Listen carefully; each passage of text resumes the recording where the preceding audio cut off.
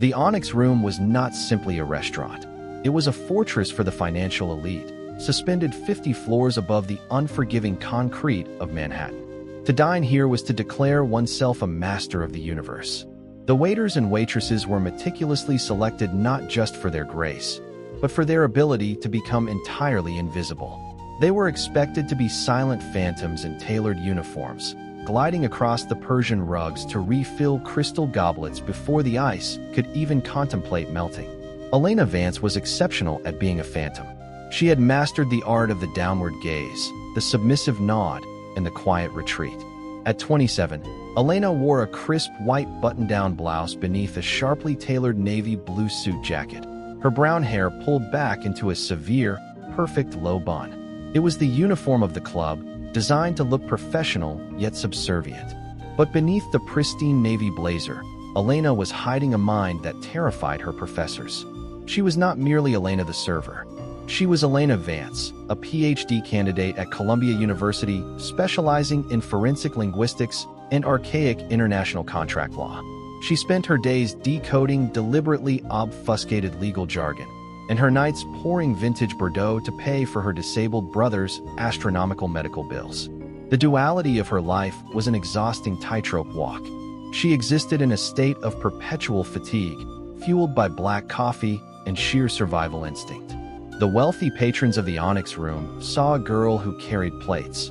They never suspected they were being served by a woman who could dismantle their corporate empires with a red pen. On this particular rainy Tuesday, the air in the restaurant was thick with the scent of expensive cologne and arrogance, setting the stage for a collision of two vastly different worlds. The hushed, ambient hum of the Onyx Room shattered the moment Richard Sterling walked through the gilded double doors. Everyone in the financial sector knew Richard. He was the founder of Sterling Capital, a hedge fund notorious for hostile takeovers and ruthless asset stripping.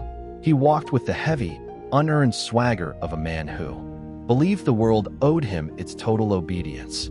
He wore a bespoke charcoal pinstripe suit, his silver hair slicked back with militant precision. Clinging to his arm was his newly minted fiancée, Vanessa, a woman who treated her youth and beauty as weapons to bludgeon the less fortunate. She wore an emerald green silk dress that screamed for attention in a room built on quiet wealth.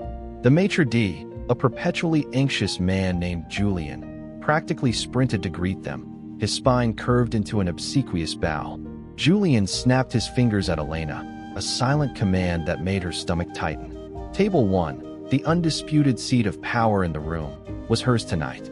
Elena approached the table with practiced detachment, carrying the heavy leather-bound wine list. Richard was already barking into his phone, dismantling a foreign competitor with brutal, profane efficiency. He didn't even acknowledge Elena's presence as she filled his water glass.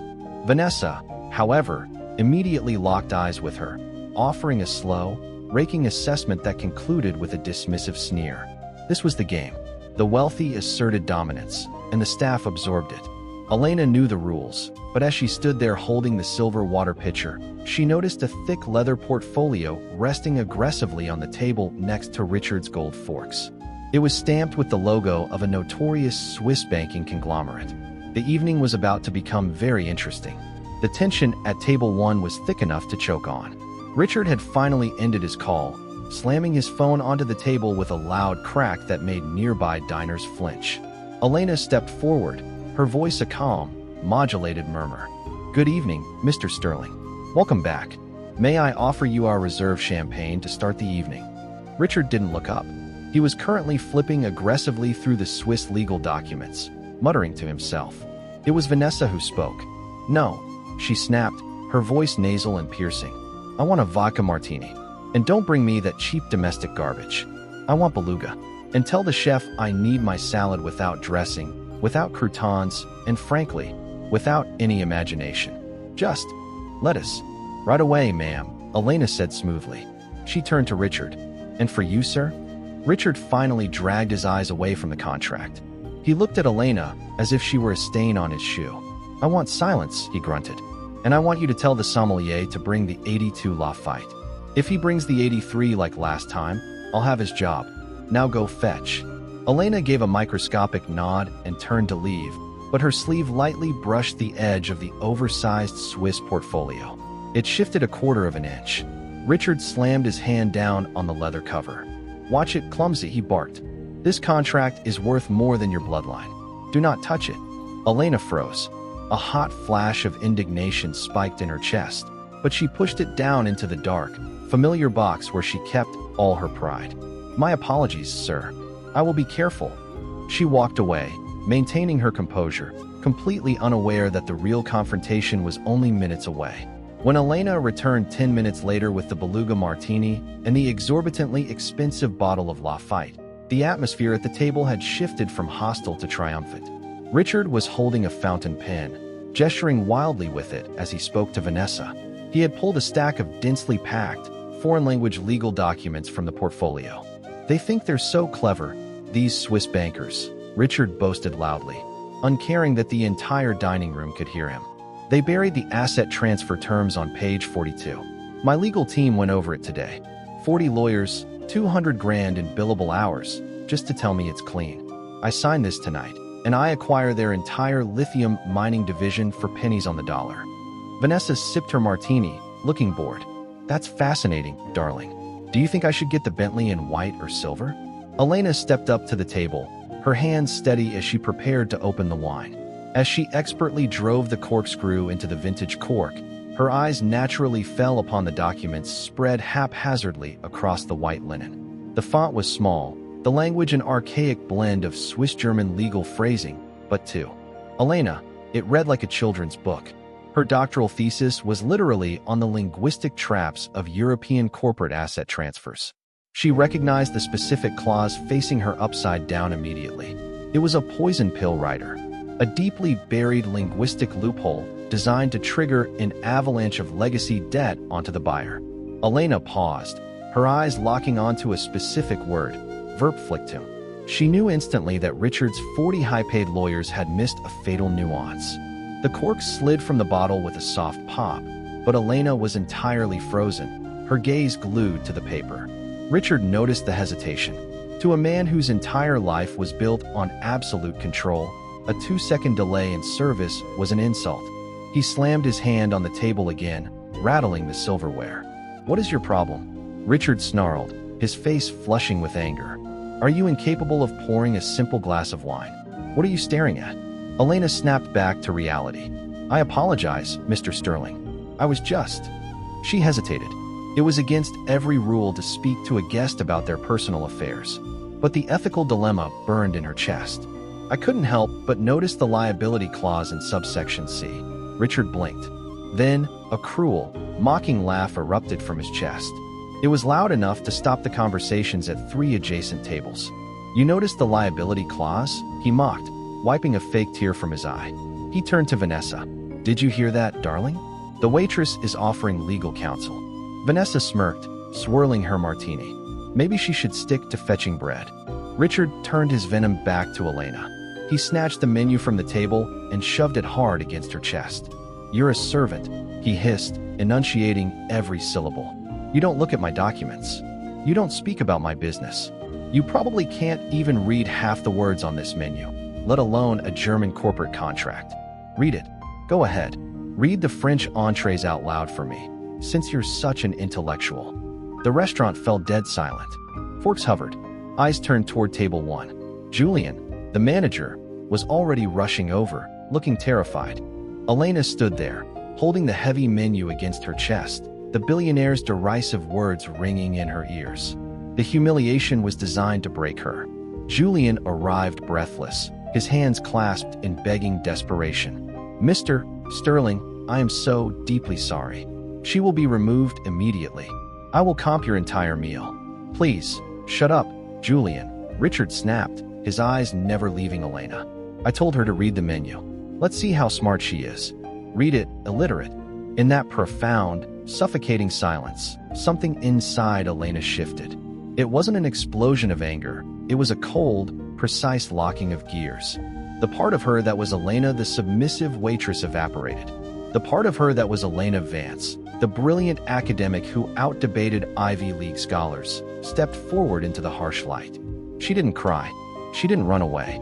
She didn't look at Julian. Instead, Elena slowly lowered the menu and placed it gently on the table. She reached into the inner breast pocket of her tailored navy blazer and withdrew her only luxury possession, a silver Montblanc fountain pen gifted by her late father. She clicked the cap off with a sharp, echoing snap that sounded like a gunshot in the quiet room. She picked up a pristine white linen napkin from the empty seat beside Richard.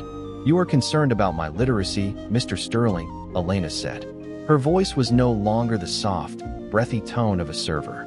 It was resonant, deep, and authoritative, the voice of a lecturer commanding an auditorium. "That is a fair concern given my uniform. Let us test it then." She smoothed the linen napkin flat on the table, her pen hovering over the fabric. The room watched in stunned fascination. No one had ever spoken back to Richard Sterling, let alone the hired help. Elena was about to commit career suicide, but she was going to do it spectacularly. Elena's pen hit the linen, the dark blue ink bleeding slightly into the expensive fabric. She didn't look down at what she was writing. Her eyes were locked onto the Swiss legal document sitting upside down across the table. Her handwriting was swift, sharp, and elegant. "I have a photographic memory, Mr. Sterling," Elena stated, her voice carrying easily to the breathless spectators at the surrounding tables. "It's a curse when trying to forget a bad day, but highly useful when translating obscure regional German dialects." Richard sneered, though a flicker of confusion crossed his face. "What are you doing? Stop drawing on the linens." "I am not drawing, sir," Elena replied, her pen flying across the napkin. "You called me illiterate. You mocked my intelligence. So, I am transcribing the third paragraph of page 42 of your asset transfer contract, the one you are about to sign tonight." Vanessa let out an exasperated sigh. "Richard, have her arrested. She's insane." "No, let her finish," a deep voice echoed from table 4. It was Arthur Pendleton, a legendary corporate raider and board member of several Fortune 500 companies. He was leaning forward, watching Elena with intense scrutiny. If Arthur Pendleton was watching, nobody was stopping this. Elena finished writing and capped her pen with another sharp click.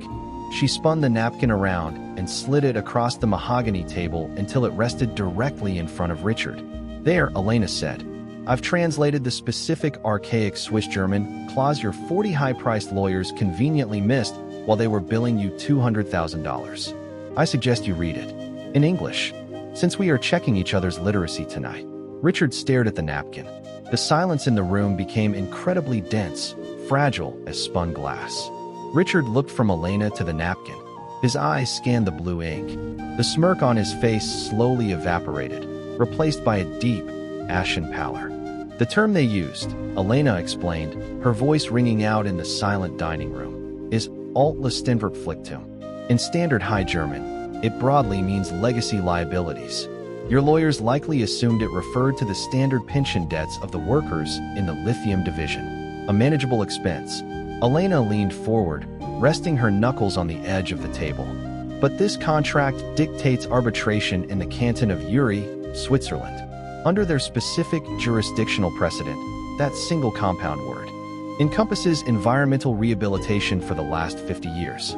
The moment you sign that paper, you are legally assuming liability for cleaning up 4 decades of toxic groundwater contamination at their abandoned sites." Richard's breathing stopped. He looked back at the actual document, then back to Elena's napkin. "If you acquire them tonight," Elena continued ruthlessly, "you are inheriting an environmental cleanup bill estimated by the EU at roughly $4.2 billion. It will bankrupt Sterling Capital before the ink is even dry." Vanessa laughed nervously. "She's making it up, Richard. She's awake." "Shut up," Richard bellowed. The sheer terror in his voice made Vanessa recoil. He grabbed his phone with shaking hands and hit a speed dial. The entire restaurant watched a titan of industry unravel over a piece of table linen. Elena stood perfectly still, her hands clasped behind her back, reverting to the formal posture of her job. But she was no longer a ghost. She had just dropped a bomb in the middle of Manhattan's most elite sanctuary, and the shockwave was beautiful. Richard had his chief legal counsel on the phone within seconds. "Marcus, page 42. Subsection C. The arbitration clause. Did you cross-reference the regional dialect precedent in Uri?" Richard was screaming into the receiver, sweat beading on his forehead. The silence in the restaurant was deafening. save for the panicked voice of the lawyer bleeding through the phone's speaker. Richard, we ran it through standard corporate translation algorithms. It means basic legacy debts. It's clean. You idiot. Richard roared, veins bulging in his neck. Check the environmental precedent. Now, a long, agonizing minute passed. Elena didn't move. She just watched him sweat. Finally, the lawyer's voice came back, thin and terrified. Richard, Jesus Christ. There's a 1998 ruling in that canton. It covers toxic waste. How did you find this? If we sign this tonight, we're liable for billions. Richard dropped the phone. It clattered against his crystal water glass. He looked at the contract, a document that nearly destroyed his entire legacy. He had been minutes away from signing it. Then, he slowly looked up at Elena. She had saved him. She had just saved his $4 billion empire, his reputation, and his life's work. A normal man would have expressed profound gratitude. A normal man would have offered her a reward, a job, an apology. But Richard Sterling was not a normal man. He was a narcissist whose fragile ego had just been publicly dismantled by a woman wearing an apron and a name tag. He could not process the gratitude. He could only process the profound, burning humiliation of being proven intellectually inferior in front of his peers. Richard's face contorted into a mask of ugly, defensive rage. He couldn't let her win. If he acknowledged her brilliance, he acknowledged his own stupidity. He shoved the documents back into the portfolio and zipped it shut with violent force. Julian, Richard bellowed, not looking at Elena. The manager scurried forward, trembling like a leaf. Yes, Mr. Sterling. Anything. Fire her, Richard demanded, pointing a trembling finger at Elena. Fire her right now, or I will ensure you never manage a hot dog cart in this city again. Julian turned pale. He looked at Elena, the best employee he had, and then at the billionaire who practically owned the building. Mr. Sterling, please, I said fire her. Richard screamed, slamming his fist on the table. She violated privacy protocols. She read confidential documents. She is a liability and a spy. Get her out of my sight. Elena felt a cold knot form in her stomach. The loss of the job meant the loss of her brother's medical insurance. It was a devastating blow. The reality of her actions crashed over her. She had let her pride cost her everything. Julian looked at her with tear-filled eyes. Elena, I am so sorry. You need to leave. Elena nodded slowly. The victory tasted like ash. She reached out and took the blue-inked napkin from the table, folding it neatly. She turned to walk away, the eyes of the entire Onyx room burning into her back. The silence was no longer awe. It was the quiet pity of a crowd watching an execution. But before she could take 3 steps toward the kitchen doors, the heavy sound of a cane striking the marble floor halted her. Arthur Pendleton stood up from table 4. He was in his late 70s, leaning heavily on a silver-tipped cane, but his presence was colossal. He was the chairman of the board for Sterling Capital. He owned the leash that Richard Sterling was attached to. The room parted for him like the Red Sea. Arthur walked over to Elena and stood between her and Richard's table. He looked at the young woman, noting the frayed edges of her otherwise impeccable white blouse and the fierce, unyielding intelligence in her eyes. Julian, Arthur said, his voice a low, gravelly rumble. If you fire this young woman, I will buy this building tomorrow and turn it into a parking garage. Do you understand me? Julian nodded frantically. Yes, Mr. Pendleton. She is employee of the month, sir. Arthur turned his gaze to Richard. You are a fool, Richard. You always have been. A smart man surrounds himself with people smarter than him. A weak man fires them. Arthur reached into his tailored breast pocket and pulled out a heavy, embossed business card. He handed it to Elena. What is your name, my dear? Elena Vance, she said, her voice steady. Well, Miss Vance, tomorrow at 9 in the morning, you are going to walk into the executive tower of Sterling Capital. You are going to take the private elevator to the 60th floor. You will no longer be pouring wine. You will be my new chief compliance officer, overseeing all international acquisitions. Your starting salary will be $400,000 a year, with full medical benefits. Elena stopped breathing. She looked at the card, then at Arthur. I haven't finished my PhD yet. Finish it on my dime, Arthur smiled. 3 weeks later, the atmosphere inside the 60th floor boardroom of Sterling Capital was utterly suffocating. The massive glass walls offered a panoramic view of the city, but nobody was looking outside.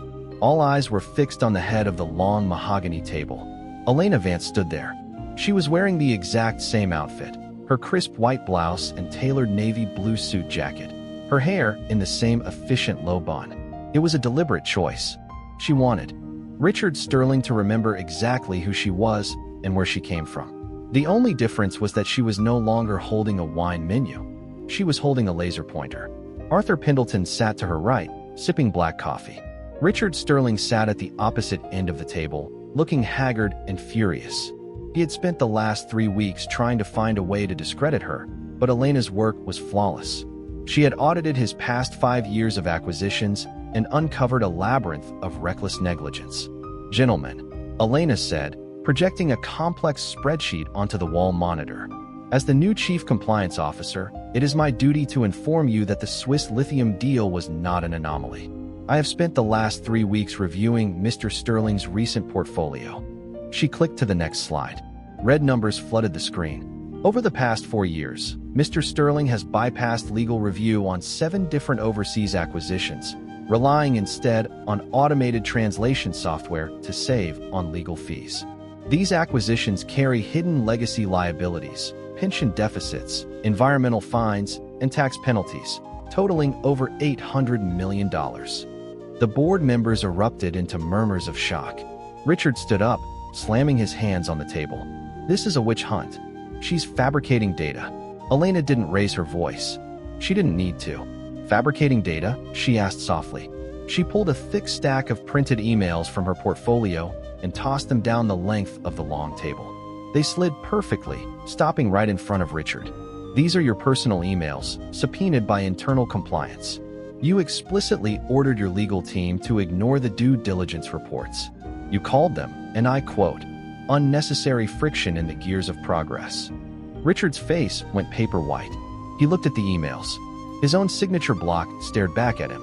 "You hacked me," he stammered, looking around the room for allies. "She's a criminal. Arthur, you brought a corporate spy into this firm." Arthur Pendleton didn't move. He just stared at Richard with cold disgust. Elena stepped away from the screen and walked slowly down the side of the table until she was standing just a few feet from Richard. "I didn't hack you, Richard," Elena said, her voice dripping with ice. "Your former legal counsel gave them to me. The same counsel you fired and blamed for the Swiss debacle. It turns out, when you treat people like they are invisible, they tend to collect things. They collect grievances. They collect receipts. And when the time comes, they hand those receipts to the person who finally sees them." The boardroom was utterly silent. The power dynamic hadn't just shifted, it had completely inverted. The billionaire was shrinking in his bespoke suit, while the former waitress towered over him in her simple navy blazer. "You thought I couldn't read," Elena whispered, loud enough for only him to hear. "But you're the one who never bothered to read the room." Arthur Pendleton cleared his throat, the sound breaking the spell. "The board has seen enough," Arthur declared.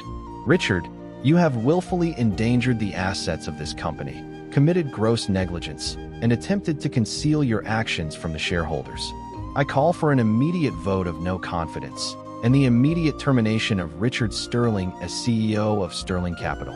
"You can't do this," Richard yelled, his voice cracking with desperation. "I built this company. My name is on the door, and your name is on the liabilities," Arthur replied coldly. All those in favor. Every single hand in the boardroom went up. Richard stood alone. In less than a month, his arrogance had cost him his company, his reputation, and his fortune. His severance was completely voided by the gross negligence clauses. As security entered the room to escort Richard from the building, his phone buzzed. It was a text from Vanessa. Elena caught a glimpse of the lock screen as he picked it up. The message was short. "My lawyer is calling yours. Don't come to the Hamptons." Richard looked like a broken man. He didn't fight the security guards. He just let them lead him toward the elevator. As he passed Elena, he stopped for a fraction of a second. He looked at her navy suit, her crisp white blouse, the simple bun in her hair, the uniform he had. Mocked. He finally realized that she hadn't dressed this way today because she couldn't afford anything else. She had dressed this way to remind him that his empire was destroyed by a ghost, by a servant, by an invisible girl who knew how to read the fine print. A year later, Elena Vance stood at the podium in the Grand Lecture Hall at Columbia University. She was no longer wearing the waitress uniform. She wore a stunning, tailored gray suit, a symbol of her hard-earned transformation. Her PhD dissertation, Linguistic Warfare in Corporate Contracts, had been published and was already mandatory reading in Ivy League law schools. In the front row sat her brother, looking healthy and vibrant, entirely free from the crushing weight of medical debt. Next to him sat Arthur Pendleton, smiling proudly. Elena looked out at the sea of eager students. Language, Elena began, her voice echoing powerfully in the massive hall, is the ultimate equalizer. The people who wield power often believe they are immune to the rules of language. They believe that their wealth, their status, or their loud voices can overwrite the fine print of reality. She paused, letting the silence hold the room. It was not a silence of fear, but of profound respect. But they are wrong. Power does not make you immune to details. It makes you blind to them. And the moment you become blind, you leave yourself vulnerable to the people you have chosen not to see. The invisible people, the ones pouring your coffee, carrying your bags, and folding your napkins. Elena smiled, a warm, genuine expression that reached her eyes. So, study the syntax. Read the fine print. And never, ever underestimate the person standing quietly in the corner of the room. Because while you are busy making noise, they are busy reading your contracts.